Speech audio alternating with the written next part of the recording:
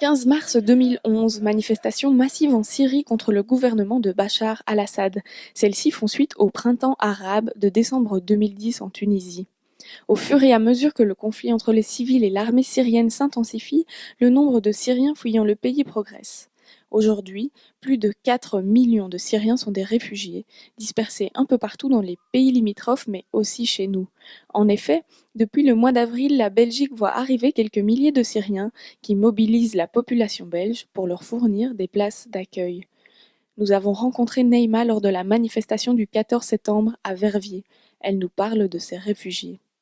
Ici, ce sont tous des Syriens. Ils sont arrivés, d'après leurs papiers, au mois d'avril. Donc, ils viennent en général des centres d'accueil. Ils viennent ici, ils cherchent un logement d'abord, ils trouvent, ils ont un bail, et puis pour faire toutes les démarches après. Mais voilà, donc ils sont là tous avec leurs enfants. Il y en a beaucoup qu'il faut accompagner à l'hôpital. Ils ont besoin d'interprètes, ils ont besoin de, en fait, beaucoup de moyens pour les accompagner. Et ici, voilà, ils sont contents d'être là, mais il faut leur donner les moyens de justement leur faciliter un peu plus la vie parce qu'ils sont venus quand même, ils ont fui la mort et la guerre et ce n'est pas facile pour eux. Un réfugié syrien accueilli à Verviers témoigne. Mhm. Il est parti de Turquie et puis il a pris le bateau et pendant 7 jours, il est resté en mer pendant 7 jours. Il a navigué puis pour arriver ici en fait. Ils sont arrivés en Belgique. Il a dit qu'ils ont bien été reçus, accueillis. Et il est content de l'accueil. Il dit merci au roi de la Belgique. Et merci. Voilà. Merci beaucoup.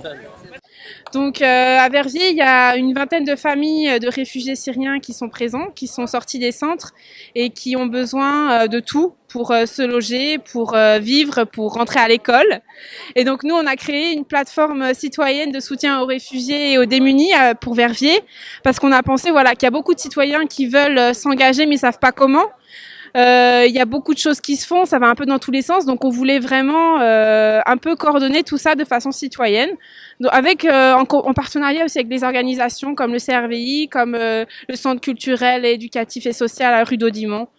Donc en fait, on a créé une plateforme Facebook parce qu'on s'est dit que c'est le meilleur moyen aujourd'hui de communiquer. Donc n'hésitez pas à liker la page Facebook qui s'appelle Plateforme citoyenne de soutien aux réfugiés et aux démunis.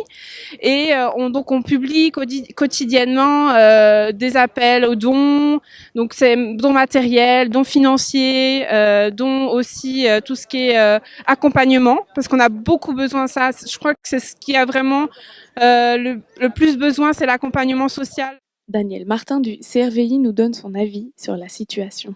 Il est clair que nous vivons pour le moment une sorte de situation particulière, en tous les cas en termes d'accueil de personnes venues de l'étranger.